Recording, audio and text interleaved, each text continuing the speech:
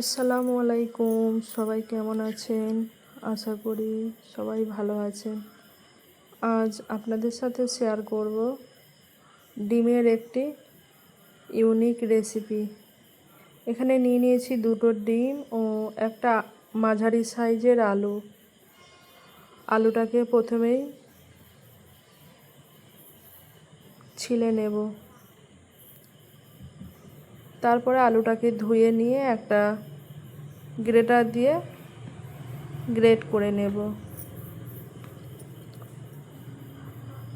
আজকে ডিমের একটি অবাক করা রেসিপি আপনাদের সাথে শেয়ার করব, তাই সবাইকে অনুরোধ করছি ভিডিওটা স্কিপ না করে শুরু থেকে শেষ পর্যন্ত দেখবেন।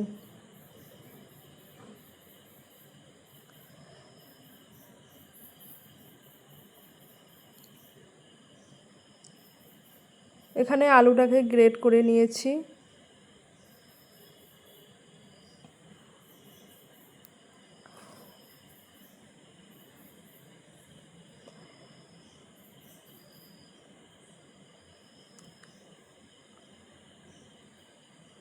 এরপরে এই গ্রেট করা আলুটাকে একটা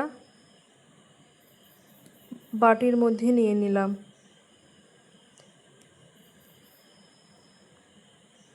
এরপরে এর মধ্যে দিয়ে দিলাম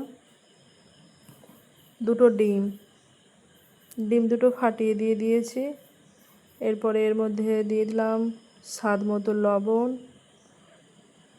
কুচানো ধনে পাতা, কুচানো পেঁয়াজ ও সামান্য পরিমাণ চাট মশলা। তারপরে সমস্ত কিছুকে চামচের সাহায্যে খুব ভালো করে মিশিয়ে নিচ্ছি। এদিকে ওভেনের মধ্যে ফ্রাই প্যান বসিয়ে খুব ভালো করে গরম করে নিয়েছি। এরপরে দিয়ে দিলাম সরিষার তেল। আজকের রেসিপিটা আমি সম্পূর্ণ সরিষার তেলেই বানাবো।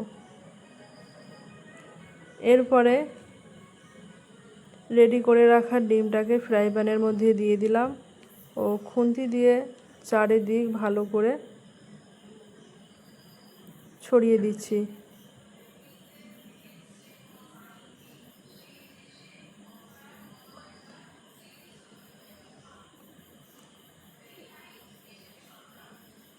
এই ডিমটাকে একটু হাতে সময় নিয়ে ভাজতে হবে।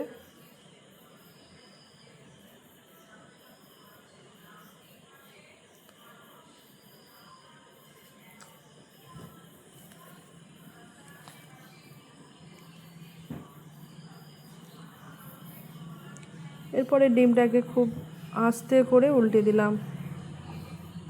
একটা পিঠ হয়ে যাওয়ার পরে ডিমটা এদিকে ভাজা হয়ে গেছে। এদিকে ওভেনের মধ্যে আবার একটা ফ্রাই প্যান বসিয়ে তার মধ্যে দিয়ে দিলাম তেল। ফোড়নের জন্য দিয়ে দিলাম কয়েকটা মেথি দানা ও দুটো কাঁচা পাকা কাঁচা লঙ্কা ও খুব মিহি করে কেটে রাখা কুচানো পেঁয়াজ দিলাম। তারপরে সমস্ত কিছুকে একটু খুন্তি দিয়ে নাড়াচাড়া করে নিলাম।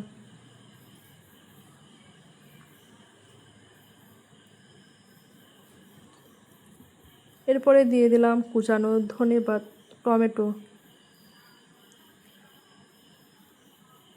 টমেটোটা দেওয়ার পরে আবারও ভালো করে নাড়াচাড়া করে নিলাম। এরপরে দিয়ে দিলাম স্বাদ মতো লবণ। পেঁয়াজ ও টমেটোর মধ্যে লবণ দেওয়ার ফলে পেঁয়াজ টমেটো খুব সহজেই তাড়াতাড়ি সেদ্ধ হয়ে যায় ও পেঁয়াজ টমেটো দেওয়ার পরে যে একটা তেল ছিটকানোর ব্যাপার থাকে, এই লবণ দেওয়ার ফলে কিন্তু তেলটা ছিটকায় না। এরপরে দিয়ে দিলাম পরিমাণ মতো আদা রসুনের পেস্ট। এরপরে একে একে সমস্ত রকম গুঁড়ো মশলা অ্যাড করে দেব। দিয়ে দিয়েছিলাম লঙ্কার গুঁড়ো, ভাজা জিরের গুঁড়ো ও দিয়ে দিলাম ধনে গুঁড়ো। তারপরে সমস্ত কিছুকে খুব ভালো করে কষে নিচ্ছি।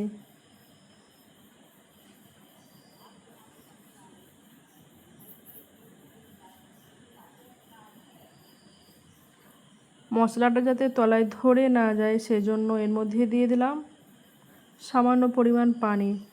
পানি দিয়ে আবারও সমস্ত কিছুকে খুব ভালো করে নাড়াচাড়া করে নিচ্ছি।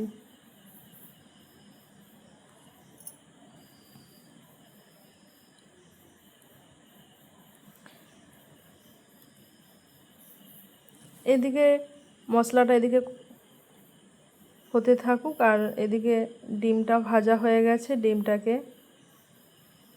খুন্তি দিয়ে ঠিক এইরকমভাবে পিস করে নেব।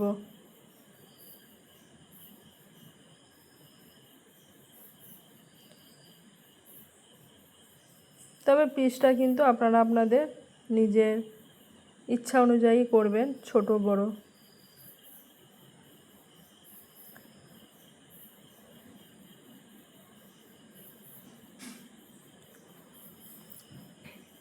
ডিমের আপনারা অনেক রকমই রেসিপি জানেন। আজকে ডিমের যে রেসিপিটা দেখাচ্ছি সেটা একটু অন্যরকম, তাই ভিডিওটা দেখার পরে অবশ্যই একবার এই ডিমের রেসিপিটা ট্রাই করবেন।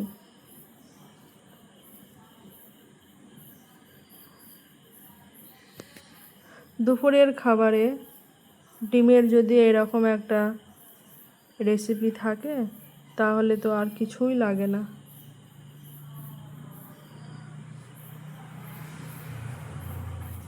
এদিকে পেঁয়াজ টমেটো খুব ভালো করে সেদ্ধ হয়ে গেছে, যেটাকে খুন্তি করে আবারও আমি একটু খুব ভালো করে ম্যাশ করে নিলাম। এরপরে এর মধ্যে দিয়ে দিলাম পানি।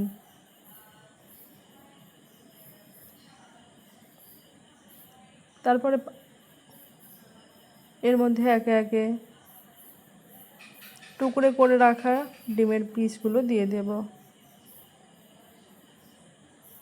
তারপরে সমস্ত কিছুকে খুব ভালো করে উল্টে পাল্টে নাড়াচাড়া করে নেব এবং এটাকে খুব ভালো করে জাল দিয়ে ফুটিয়ে নেব।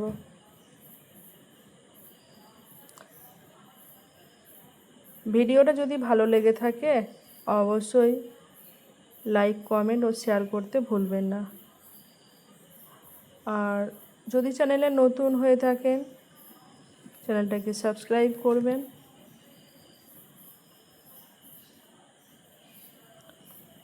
সবশেষে আমি দিয়ে দিলাম কুচানো ধনেপাতা, ডিমের এই রেসিপির স্বাদটাকে বাড়াবার জন্য।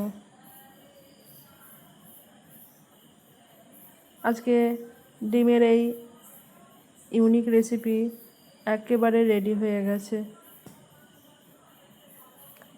এরপরে এটাকে পরিবেশন করার পালা।